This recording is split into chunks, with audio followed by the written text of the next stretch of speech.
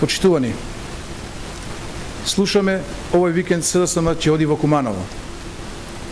Кога ќе отидат во Куманово, за момент нека ги напуштат своите удобни и климатизирани автомобили и нека ги посетат обичните граѓани, кумановчани кои во 21 век имаат проблеми со вода за пиење.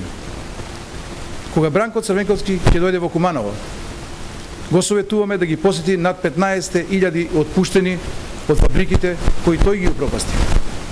Невработените од Искра, Чик, Зик, Кирофетак, Кен, Кожара, Биброк, Текстил Промет, Први мај, Југ Турист, Житомел Куманово, Црвенковски ним да им објасни зошто им го упропасти животот и ја одзема еднината на нивните деца. На сите овие луѓе да им кажат да кренат глас, за да се вратат во минатото и СДСМ пак да се врати на власт. Црвенковски да ги посети пензионерите, на кои што им кратеше по 8% од нивните пензии и за кој сега СДСМ повторно вели дека треба да се кратат пензиите.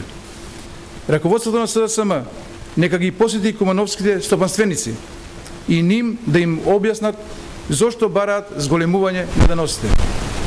Нека ги посетат кумановските населби, Средорек, Бавчи, Водовод и нека им објаснат зошто при секое невреме нивните домови се поплавуваат и зошто градоначалникот на СДСМ не го решава овој проблем веќе втор мандат. Раководството на СДСМ нека им објасни на кумановчани како нивниот кадар Зоран Дамјановски успеа скоро сите општински предпријатија да ги претвори во загубари и кумановчани дополнително да ги задолжи. Раководството на СДСМ и Бранко Црвенковски, кога ќе дојдат во Куманово, да им објаснат на кумановчани зошто право на работа имаат само членовите на СДСМ.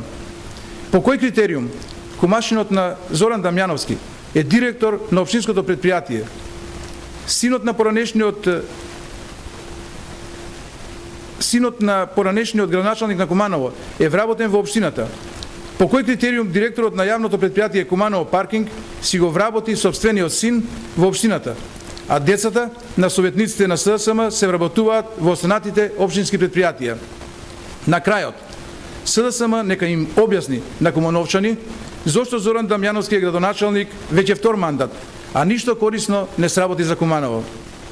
Зошто Бранко Црвенковски 15 години беше на власт, а една шајка не закова во Куманово?